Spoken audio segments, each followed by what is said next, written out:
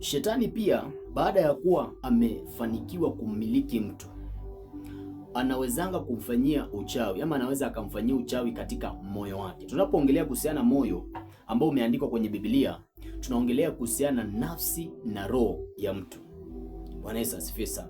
Ukisoma kwenye kile kitabu cha Ezekieli 36 na mstari wa 26, maandiko yanasema ya kwamba nitakupa moyo mpya, nitatia roho mpya ndani yako, nami nitatoa moyo wa jiwe uliomo ndani yako, nitakupa moyo wa nyama. Nani aliyeweka huu moyo wa jiwe ndani ya huyu mtu? Ndio sasa Ezekieli akiwa ndani ya roho aseme kwamba nitatoa moyo wa jiwe uliomo ndani yako. Kwa hivyo ina maana kwamba wachawi na waganga na washirikina baada ya kuwa wamekumiliki, kile ambacho wanaweza kufanya, wanaweza wakaenda kwenye moyo wako, wakahakikisha kwamba wamekufanyia uchawi kwenye moyo, wakakuweka moyo wa jiwe kiasi kwamba hakuna mtu unaweza ukamsikiliza. Hakuna neno ambalo linaweza likapandwa ndani ya moyo wako likamea likaleta matokeo kwenye maisha yako. Ndio maana Ezekieli anasema kwamba nitawapa moyo wa nyama. Sijui kama naeleweka. Bwana Yesu asifiwe sana. Kwenye kile kitabu cha Danieli mlango wa 4 na mstari wa 16, maandiko yanasema apewe moyo wa mnyama, ama asiwe na moyo wa binadamu, apewe moyo wa mnyama. Huyu ni Nebukadneza, anapewa adhabu na Mungu. Inasemekana asiwe na moyo wa mwanadamu, lakini apewe moyo wa mnyama, na miaka 7 akae katika msitu. Nebukadneza alipobadilishiwa moyo wake, hakuna mtu alimwambia aende porini kuishi huko.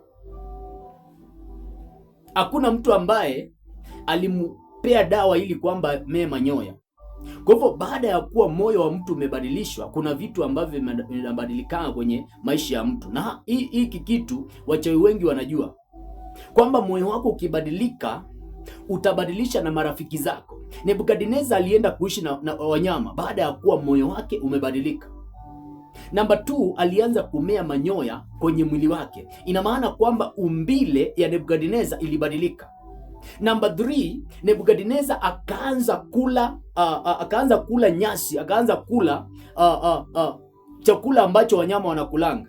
Kwa hivyo ina maana moyo wako ukibadilishwa, hata diet, hata chakula kile ambacho unakulanga kitabadilika. Lakini pia moyo wa Nebukadneza ulipobadilika, alibadilisha pia na eneo la kuishi. Akaenda kuishi msituni. Ni mnyama lakini akaenda kuishi msituni. Kumbe moyo wa mtu ukibadilika, kuna vitu kwenye maisha ya mtu vinabadilika. Kama Mungu ndiye ameubadilisha moyo wako, kuna vitu vizuri utaanza kuviona. Lakini kama ni mchawi atakuwa ameubadilisha moyo wako, ujue kwamba kuna maovu, kuna mabaya utaanza kuyaona. Kwa mfano, kuna watu ambao walikuwa matajiri lakini leo hii ni maskini.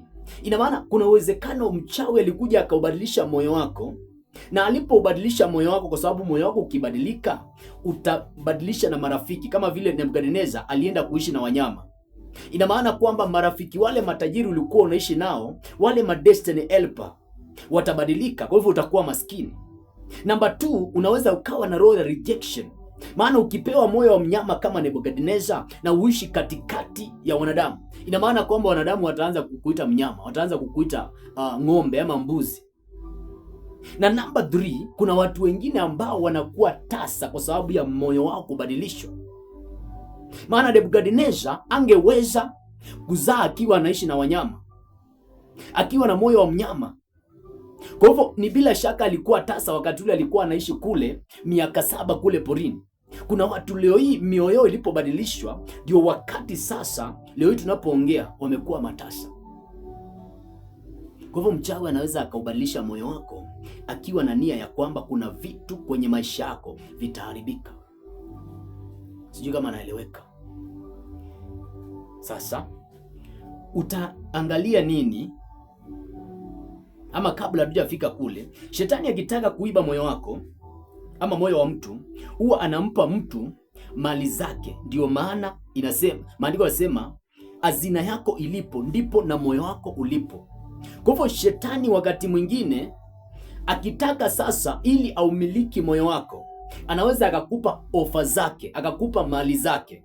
Ndio maana utaona kwamba kwenye kile kitabu cha Mathayo Yesu anapewa ofa na shetani, anaambiwa kama ukiniabudu nitakupa hivi vyote. Yesu hakupinga, maana shetani alikuwa amevimiliki wakati ule, hakukataa kabisa. Lakini nia ya shetani ilikuwa ni kwamba Yesu akikumbali zile ofa za shetani apate kuumiliki moyo wake, na akuwa anaweza akaubadilisha moyo wake kwa namna ile ambao anataka. Sijui kama naeleweka. Sasa kumbe wachawi wakitaka kuumiliki moyo wako wanaweza wakakushawishi ukaenda kwa mganga. Ukienda kwa mganga, mganga atakuitisha mbuzi, atakuitisha kipande fulani ama kiasi fulani cha pesa. Akikuitisha kile kipande cha pesa, ni bila shaka wewe utampea. Ukimpea, maandiko yanasema hazina yako ilipo ama mali zako zilipo ndipo na moyo wako ulipo. Kwa hivyo ina maana kwamba moyo wako mganga ile siku ataumiliki. Kwenye kile kitabu cha Mathayo 6 mstari wa 20, maandiko yanasema hazina yako ilipo ndipo na moyo wako ulipo. Ni njia nyingine ambao waganga wanaitumianga, kwamba umempea hizi mali, umempea hizi pesa, matokeo yake ni kwamba moyo wako utahamia kule. Ndio maana kuna watu wanaotanga wakiwa kwenye mapori ya waganga, wakiwa kwenye mashimo ya kichawi, wakiwa kwenye makaburi. Maana hapo kwenye hiyo kaburi, baada ya kuwa mganga amemiliki moyo wako, alienda akauhifadhi katika kaburi. Unaota ukiwa kwenye mashimo ya kichawi, kwenye magereza ya kichawi, ukiwa kwenye maeneo ya kichawi kabisa, ina maana kwamba moyo wako una uwezekano umemilikiwa. Sasa ukisoma kwenye kile kitabu cha Ezra mlango wa 1 na mstari wa 7, maandiko yanaongelea kuhusiana na Koreshi. Koreshi ili kuzidi kuwamiliki wa Israeli, alichukua vyombo vya hekalu ya Bwana. Alivyovichukua Nebukadneza akavitia kwa madhabahu ya miungu yake. Huyu ni Koreshi. Kuna vyombo ambavyo Nebukadneza alipowachukua wana wa Israeli, alichukua vyombo vya hekalu ya Mungu wa Israeli akaviweka kwenye madhabahu yake. Ujue kwamba Nebukadneza kuna mahali ambapo Mungu alimpea nafasi ya kuwa tawala wa Israeli, na alipouchukua zile vyombo za Bwana ama zile vyombo ambazo Waisraeli walikuwa wanatumia kwenye hekalu, alienda akaziweka kwenye madhabahu. Ukisoma kwenye kile kitabu cha Nyakati, Mambo ya Nyakati wa Pili mlango wa 36 na mstari wa 7. Mambo ya Nyakati wa Pili mlango wa 36 na mstari wa 7. Huyu ni Nebukadneza, naye alichukua baadhi ya vyombo za hekalu akazitia kwenye madhabahu yake. Walikuwa wanafanya hivyo kwa nini hao wafalme? Maana walikuwa wanajua kwamba hazina yako ilipo ndipo na moyo wako ulipo. Hauwezi ukamtenganisha mtu na mali zake. Hauwezi ukatenganisha moyo wa mtu na mali zake. Ndio maana utaona kwamba wakati ule ambapo Musa alikuwa anawatoa wana wa Israeli katika nchi ya Misri, aliwaambia endeni mkatake vitu vya dhahabu. Aliwatuma wanawake akawaambia endeni mkatake vitu vya dhahabu, vitu vya dhamana kutoka kwa Wamisri na watawapea. Maana alikuwa anajua jambo la kwanza kwamba Ibrahimu walipokuwa wanaweka angano na Mungu kwenye kile kitabu cha Kutoka 12:35, Ibrahimu walipokuwa wanaweka angano na Mungu, Mungu alimwambia Ibrahimu wanao watachukuliwa mateka, lakini watatoka kwenye ile nchi wakiwa matajiri. La kwanza hilo. Lakini pia Musa alikuwa anajua ya kwamba kama hao wana wa Israeli wakitoka Misri wakiwa hawana mali, waache mali zao kule, waache mifugo yao kule, alikuwa anajua kwamba hazina yako ilipo ndipo na moyo wako ulipo. Ina maana kwamba mioyo yao itakuwa imebakia pale, wakati ule Musa atakuwa anatembea nao kwa mili yao. Bwana Yesu asifiwe sana. Ndio maana sio rahisi sana.